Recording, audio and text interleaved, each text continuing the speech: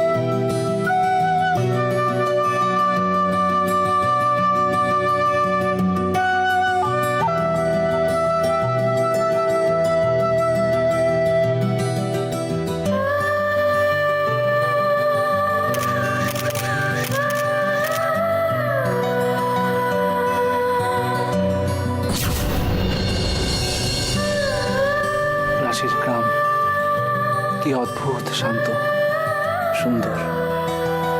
অথচ এই গ্রামগুলো দিন দিন অশান্ত হয়ে উঠছে।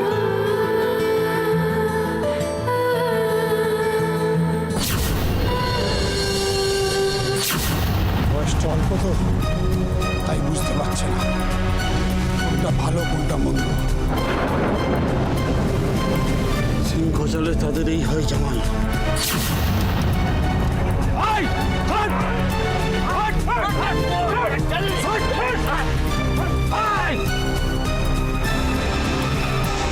বেশি কথা বললে মাথা পুরো ঝালিয়ে করে দেবো।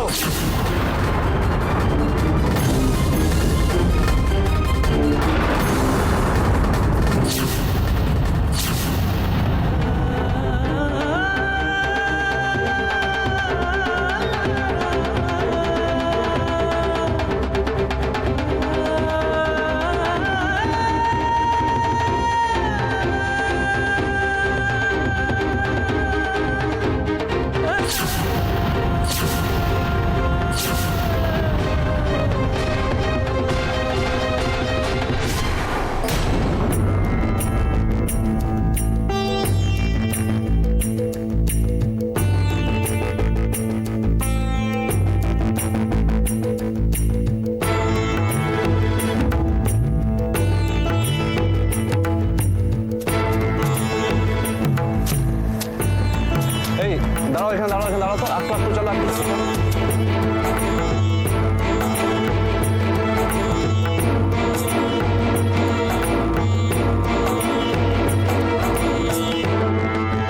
আচ্ছা দাদা, এখানে এখানে যে কারখানা তৈরি হবে সেই জমিটা কোন দিকে? আপনি কে? আপনি কি কারখানার লোক? না, আমি পত্রিকা থেকে এসেছি, ছবি তুলবো, খবর ছাপা হবে। কি খবর ছাপাবেন? এখানে সবাই আসে খবর নিতে। গ্রামে যখন কোনো অঘটন ঘটে তখন আর কাউকে দেখতে পাওয়া যায় না। না, আমি আপনাদের হয়ে ছবি পাঠাবো, আপনাদের কষ্ট সবার সামনে তুলে ধরবো। শুধু আপনি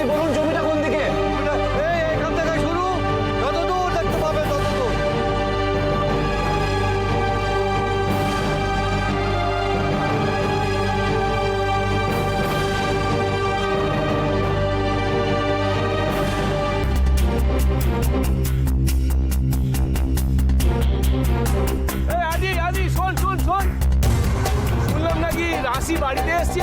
হ্যাঁ এসেছে তো। মহারানী কোথায়? ও তো বাবা মার সাথে দেখা করতে বাড়িতে গেছে। হ্যাঁ, মা বাবার সঙ্গে দেখা করতে গেছে। কোম্পানির লোক এদিকে সমস্ত ধান কেটে নিয়ে চলে গেল, এখন উনি মা বাবার সঙ্গে দেখা করতে গেছে। যত সব এই ওদের মধ্যে একা একা চলে এলি, তো শ্বশুর বাড়ির কেউ এলো না সাথে? তোকে আসতে বারণও করলো না? হ্যাঁ মা বারণ করেছিল, কিন্তু আমি কারোর কথা না শুনে জেদ করেই চলে এসেছি। সেই একই রকম জেদ তো রয়ে গেল রাশি। তুই আর একটু পাল্টালি না, তুই বুঝতে পারিস না? কি রে, তুই বিয়ে করেছিস হাজপাতে কাল মা, তুই এখনো আমার আগের মতোই জেদি হয়ে গেছিস। কিন্তু উজ্জ্বল উজ্জ্বল না, আমি নাহলে তো উজ্জ্বলকে রাশি তোর ভাসুর তো অন্তত তোর সাথে আসতে পারতেন রে, তোকে একা ছেড়ে দিল কেন রে? তোর বড় ভাসুর তো আসতে পারতো। দাদা ভাই বলেছিল তো আসবে, কিন্তু আমি বারণ করলাম। তাই জন্য আসার সময় জোর করে আমাকে গাড়ির চাবি, মোবাইল সব দিলেন, আর আসার সময় আমাকে বললো সাবধানে যেও। আচ্ছা রাশি, তোর শ্বশুর বাড়ির লোকজনের তো অনেক জানাশোনা, ওনারা একটু কিছু চেষ্টা করতে পারছেন না? সবাই তো পাগলের মতো চেষ্টা করছে। মা তো কত মন্ত্রী পুলিশ সবাইকে ফোন করেছে, কিন্তু কিন্তু আমি ও রাশি, তুই কোথায় খুঁজবি একা একা? আরে ছোটকু কোথায়? ছোটকু তো বেরিয়েছে পরদিন উজ্জ্বলের খোঁজ করতে, কিন্তু এখনো তো ফিরলো না, কোনো খবরও দিল। তুমি কিচ্ছু বুঝতে পারছি আমি না। যাবো। হ্যাঁ ছোট মা, আমি যাবো উজ্জ্বলকে খুঁজতে। আচ্ছা শোন, তুমি খুঁজবি, আমরা আছি তো, আমরা আছি, আমরা যাবো। উজ্জ্বল কেমন আছে? আমি কিচ্ছু মাথা ঠান্ডা করে ভাবো, হুড়মুড় করে বেরিয়ে বললে তো হবে না। যাও। কি বলছো? কি বলছো তুমি? এখনো মাথা ঠান্ডা রাখার কথা বলছো? যেখানে তো জামাইয়ের জীবন মরণ সমস্যা, সেখানে তুমি বলো কি করে? জানি কিন্তু এভাবে বেরিয়ে বললে আমাদের বর্দি কিন্তু ঠিকই বলছে বর্দা, আমাদের এইভাবে আর বসলে চলবে না। আমি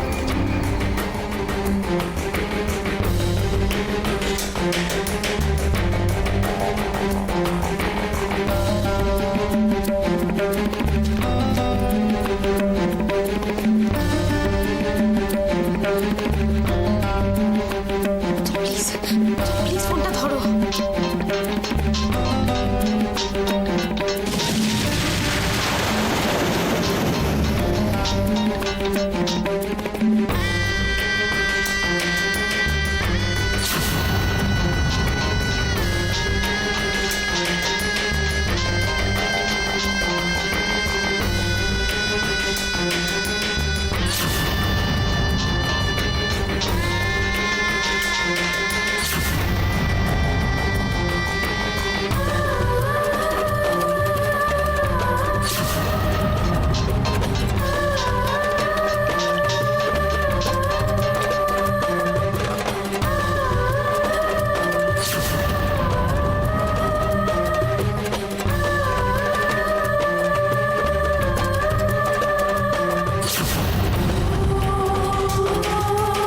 প্লিজ উজ্জ্বল, উজ্জ্বল প্লিজ ফোনটা ধরো, প্লিজ প্লিজ উজ্জ্বল, কোথায় আছো তুমি? ফোনটা ধরো, একবারটি ধরো।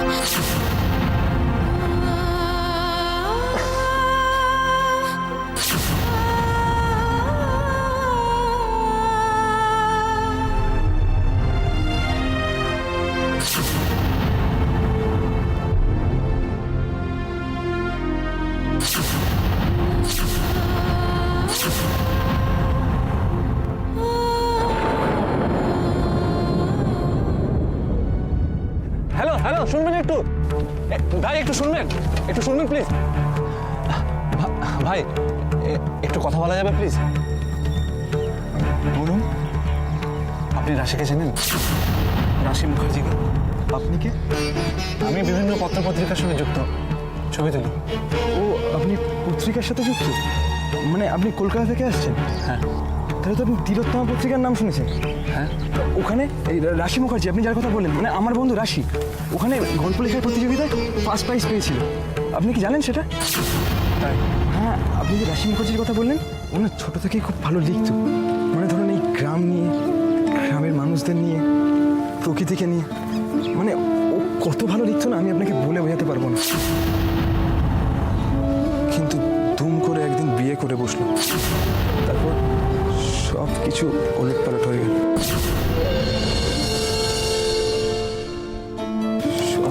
কিছু উলট পালট হয়ে গেল। আচ্ছা ভাই, আপনি কি রাশির বন্ধু? মানে আমরা একসঙ্গে ছোট থেকে বড় হয়েছি তো। হ্যাঁ জানেন তো, এই রাস্তা দিয়ে আমরা একসাথে সাইকেল চালিয়ে স্কুলে যেতাম। ওই আমাদের শিখিয়েছিল জানেন তো, এই গ্রামের মানুষকে কিভাবে ভালোবাসতে হয়। আমরা ওর থেকেই শিখেছি এই গ্রামকে, এই গ্রামের মানুষকে কিভাবে ভালোবাসতে হয়। আচ্ছা, রাশির বাড়িটা কোন দিকে একটু বলতে পারবেন? রাশি মুখার্জির বাড়িটা।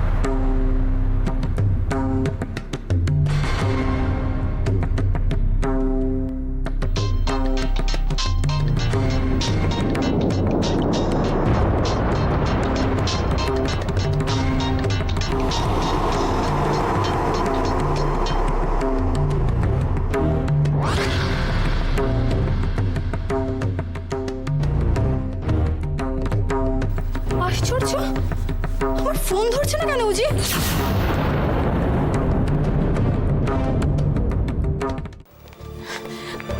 রিটা, আসলে হয়তো ছোটদা কোনো কাজে ব্যস্ত আছে, ফোনটা হয়তো সাইলেন্ট করা আছে। হ্যাঁ, that's right Rita.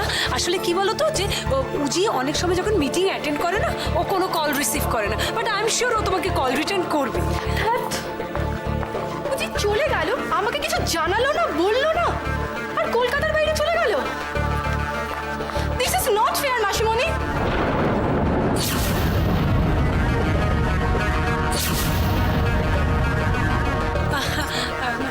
Rita, I know, Rita, I understand, honey. This is not fair for you.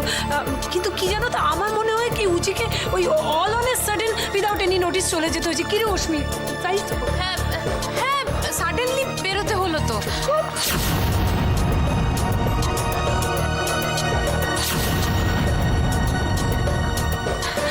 শোনো না, বলছি কি যে তুমি যদি পার্লার টার্লার যেতে চাও, তাহলে আমি আর অশ্মি বরং তোমার সঙ্গে।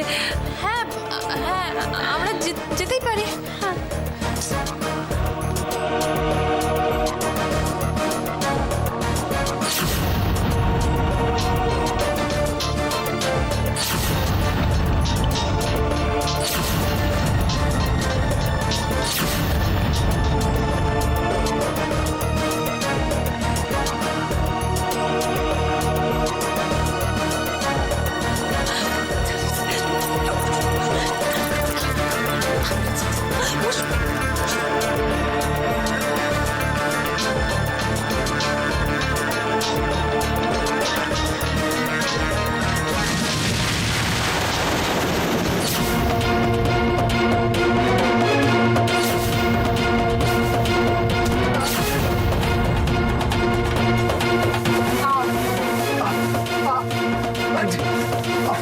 সহজে এখান থেকে মুক্তি পাবে না জামাই।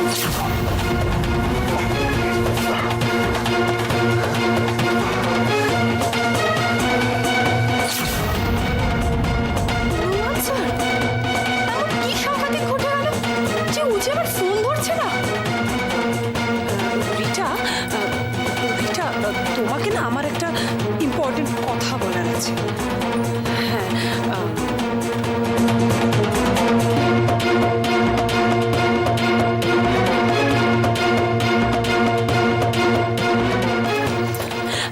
যেটা যেটা তোমাকে বলতে চাচ্ছিলাম সেটা হচ্ছে যে তুমি যাকে বিয়ে করছো বা করতে চলেছো, তাকে কি ঠিক মতো যাচাই করেছো?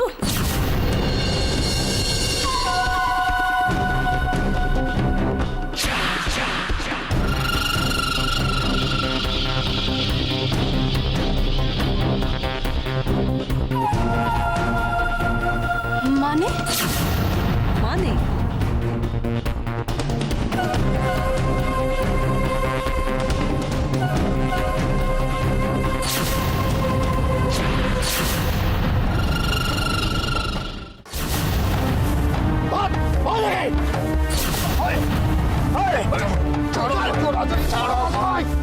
তাহলে সত্যিকারের জামাই আমাদের কাকে বলে দেখতে পাবে।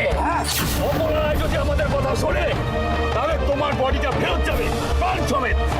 যদি না শোনে না, তাহলে তোমার বডি তো ফেরত যাবে, কিন্তু প্রাণ ছাড়া। বেশি বাড়াবাড়ি করো না জামাই, বেশি বাড়াবাড়ি করলে না খুব বডিটা ফেরত পাঠাতে পারবো না, কথা বলে গেল। মরার আগেই তোমার হাত পা কেটে বাদ দিতে চাই না আমরা।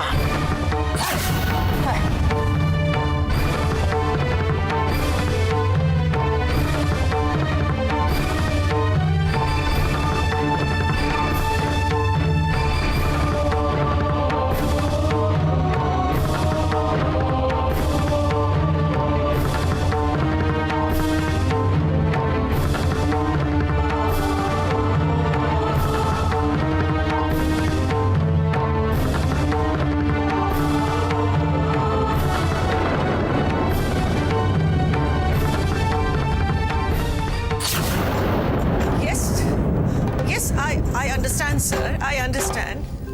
কিন্তু কাইন্ডলি আপনি আমার কথা একটু ভাবার চেষ্টা করুন। না না, আই আন্ডারস্ট্যান্ড।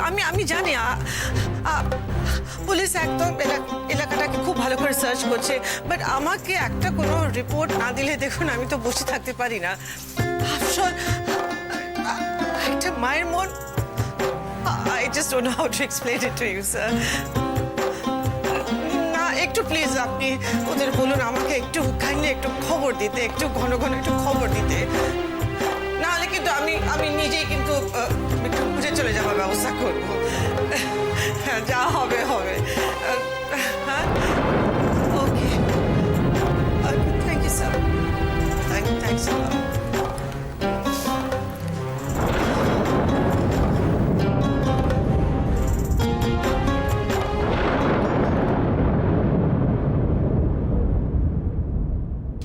মা, তোমায় কোথাও যেতে হবে না, আমি তো আছি, আমি যাবো।